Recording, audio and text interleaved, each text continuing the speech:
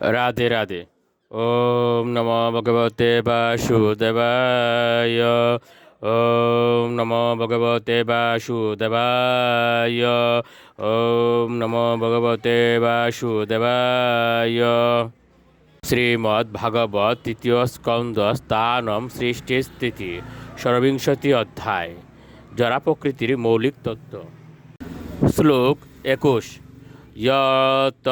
সত্যগুণম সচ্চম শান্তম ভগবত পদম বাসুদেবাক্যম চিত্তম তৎ মহৎ আত্মকম। অনুবাদ: সত্যগুণ, যা স্বচ্ছ শান্ত ভগবত উপলব্ধির স্থান এবং যাকে সাধারণত বাসুদেব বা চিত্ত বলা হয়, তা মহত্তত্ত্বে প্রকাশিত হয়। শ্লোক 22। সচত্তম অবিকারিত্বম শান্তত্বমিতি চেতস বৃত্তিবির্লক্ষণম প্রোক্তম ইয়তাপাম প্রকৃতিয় পরা। অনুবাদ: মহত্তত্ত্বের প্রকাশ হওয়ার পর এই সমস্ত বৃত্তিগুলির একসাথে উদয় হয়।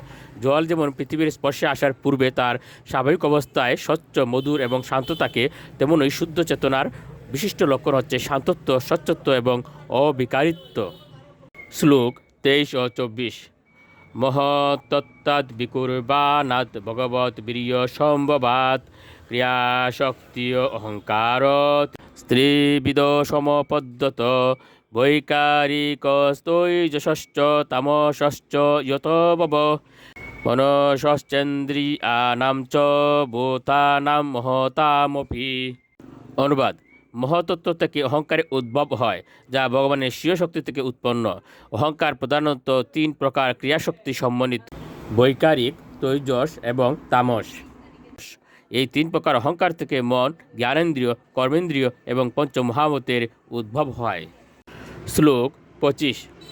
সহস্র শিরসম সাক্ষাৎ ইয়মনন্তম প্রচক্ষতে সংকর্ষণাকম পুরুষম ভূতেন্দ্রিয় মনোময়ম। অনুবাদ: সংকর্ষণ নামক পুরুষ, যিনি হচ্ছেন সহস্র শির সমন্বিত ভগবান অনন্ত দেব, তিনি ত্রিবিধ অহংকারের কারণ, যার থেকে ভূত, ইন্দ্রিয় এবং মনের উৎপত্তি হয়েছে। রাধে রাধে।